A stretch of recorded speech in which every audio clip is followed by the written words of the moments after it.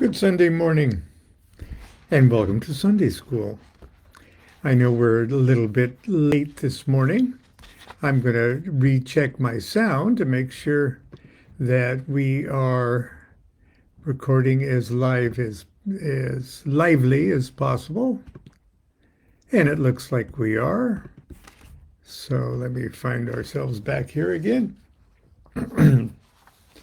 uh, I'm sure all of us are aware, at least a little bit aware of the world situation this Sunday morning in June of 2025. That it is quite disturbing escalation in conflict in the world. And I was thinking on my coffee walk this morning, I got into this loop of blaming certain events, certain acts of geopolitical history. That's the cause of all of this stuff. Okay. And I think, well, yeah, right now the cause of this stuff is X, Y, and Z, and President this doing that, and President that, and Ayatollah that doing that. And I said, and that would have never happened if so-and-so did so-and-so, if Bush Cheney did so-and-so, or Henry Kissinger did such and such, or Nixon did such. And I kept going back and back and back to find where it all started. You know, you've heard the speculation. If I could go back in history and assassinate one person to make the world a better place, to make the future a better place, if this person hadn't have done this, then that wouldn't have happened, and there wouldn't have been World War I, and there wouldn't be World War II. And you keep going back. Well, would I go back and just kill Abraham? You know, who's causing all the trouble in the Middle East, you know, between these two literally brothers of and or no, I'd go back. I'd have to go back further than that. You know, eventually you're going to go back and say, if I could just wipe out the triceratopses. You know, okay, how far back can you go? And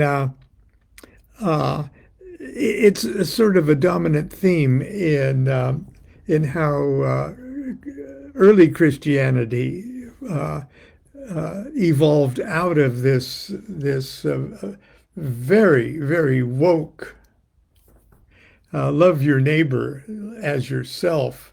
This very empathetic, kind, mystical early Christianity.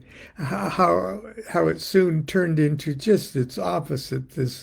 This hateful, self-loathing, this guilt kind of thing, and the idea of original sin. It goes back to Adam and Eve. Okay, there's whole religious cultures, extremes on both sides, going back to the fall of man. Now, it wasn't any kind of fruit eating incident, okay? It's got to be something more generic than that. And I see it simply as a distraction. being distracted from our natural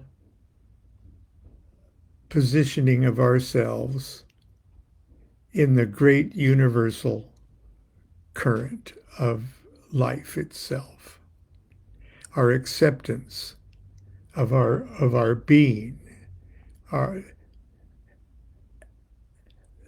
the joy of existence.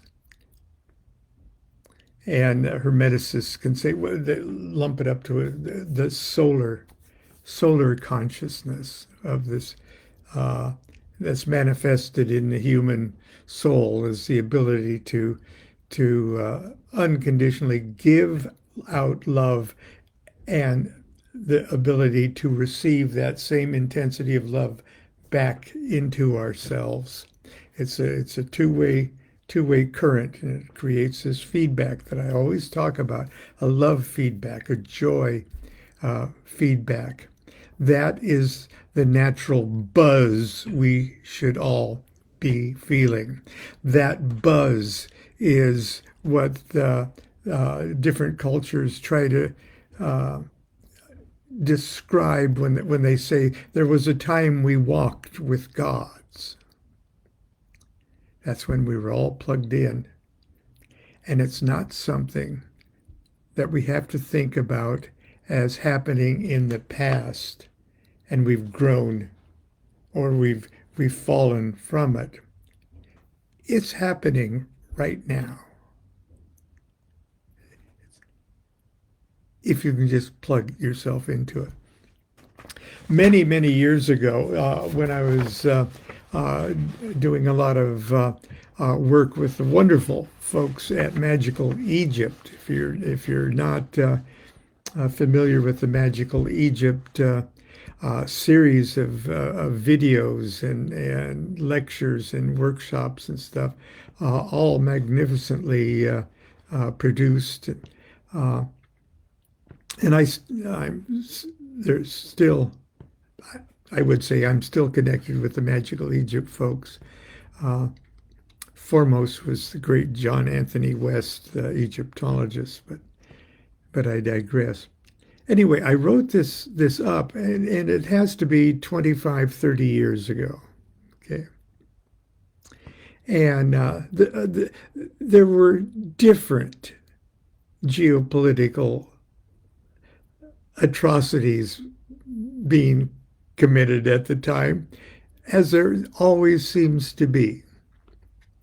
And I wrote this up, and I sort of tweaked it to match more of the situation of today. But it's very, very short. And if you're anything like me, you appreciate a short Sunday school lesson. But here's what I had. And I probably had a short video that went with this that's long ago past, lost. Every man and every woman is a star. Please take that literally. I mean, look at a star. It's the sun. It's existing because of a combination of great natural titanic forces. And so are we. When the Book of the Law says, or when New Wheat says, every man and every woman is a star, it's not just like a star on the door of your dressing room. You're a star. Those same forces are your essential being. Are you your nose? No. I'm a star. But I digress. My whole thing's on distractions. Okay, I'm the worst criminal distractor in the world. Every man and every woman is a star. And to see how we came to be, just look at at the time, the Hubble telescope's picture of a star nursery. just a huge hydrogen cloud where stars are being constantly born. We are suns. Each of us ebb and flow with the cycles and subcycles of the unfolding universe. Suns are connected to other suns by an electrical current, or what we could describe as an electrical current, that is presently woefully understudied and understood, but which appears to transcend the limits of the seemingly immense distance between stars. Now, since then, there's been wonderful quantum things about how a particle can be in two places at the same time, and on a quantum level,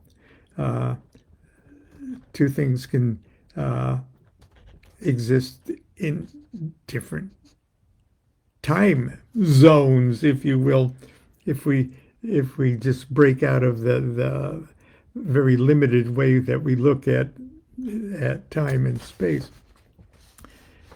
But I distract you, didn't I? So I'm going to repeat that. We're suns. Each of us ebb and flow with the cycles and subcycles of the unfolding universe. Suns are connected to other suns by an electrical current that is presently woefully understudied and understood, but which appear to transcend the limits of the seemingly immense distances between the stars. We are suns.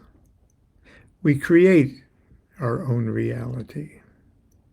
From moment to moment, we create our own reality. Realities infected with fear create universal disturbance among our fellow stars, including our own sun. Realities infected with joy create universal balance and harmony. Actually, what we call joy and love is actually the natural state of being. Nuit says, I am above you and in you. My joy is to see your joy. Ed Abes, arguably the first hippie who wrote Nature Boy, said in the tagline, the greatest thing you'll ever learn is just to love and be loved in return. If you can't do one, you can't do the other. The joy, the greatest thing you'll ever learn is just to love and be loved in return. To give love and accept love simultaneously. And I guess I'm still 76 until next month. In my 76-year-old crotchety opinion, the so-called fall of man is the introduction of energy-draining distractions to the great give and receiving of joy solar current.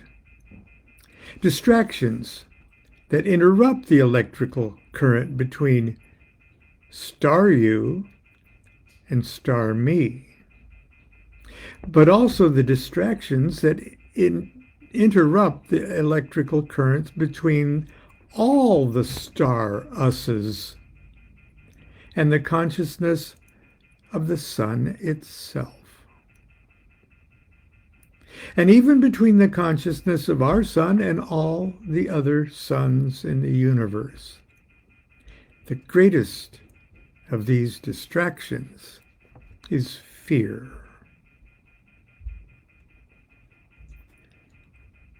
In my opinion, the true evil ones are the killjoys.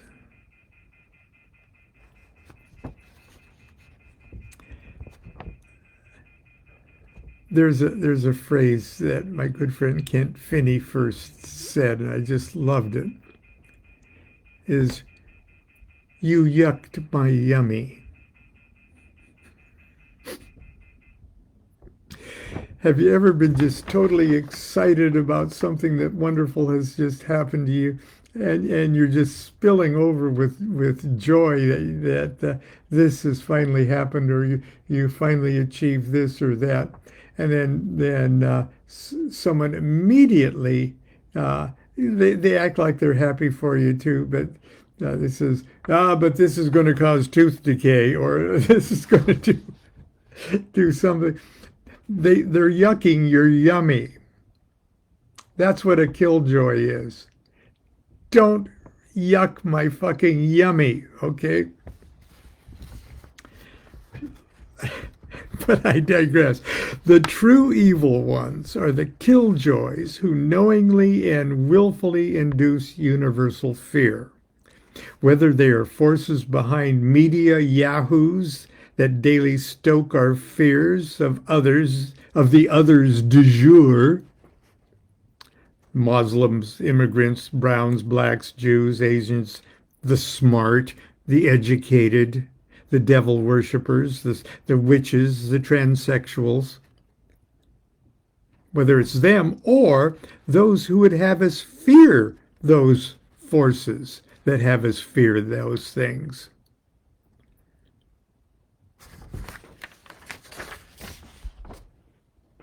Fear is fear, and fearing one is just as bad as fearing the other. Fear is failure and the forerunner of failure. Now, Crowley didn't invent that line. It's a Golden Dawn line and one of the coolest things ever said. And you hear it very early on in your Golden Dawn career. Quoting from the Book of the Law, I feast, rejoice. There is no dread hereafter. There is the disillusion and the eternal ecstasy in the kisses of new. There is death for the dogs. Dost thou fear? Art thou sorry? Is fear in your heart? Where I am, these are not. It goes on, deem not too eagerly to catch the promises. Fear not to undergo the curses.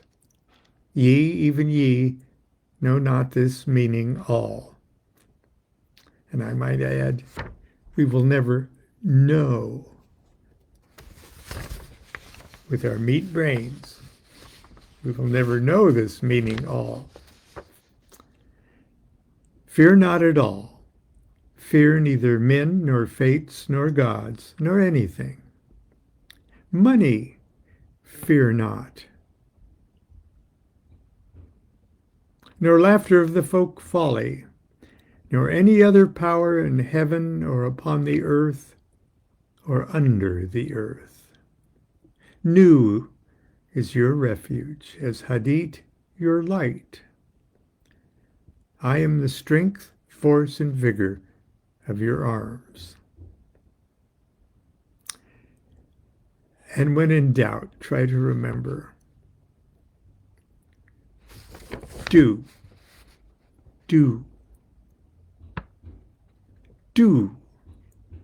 what thou wilt shall be the whole of the law. Love is the law. Love under will. Now the reason I went do is because it's not study what you will, it's not preach what you will, it's not think what you will, it's not practice what you will, It's not, uh, it's do it. Don't think about what you will. Don't meditate upon what you will. Do what thou wilt is the whole of the law. When you've meditated, when you've thought enough, when you've studied enough, close close the book for a little while and just go out and from microsecond to microsecond do what thou wilt.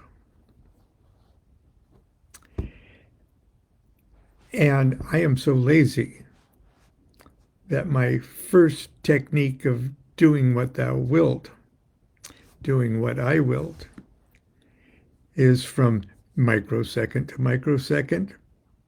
Continue to do what I think, what is obvious to me, is the only thing I can do at any given instant. And just take it one instant at a time, because there is no future, there is no past. There's only the instant in which you do. And that's Sunday School for today. I hope you have a good rest of your weekend.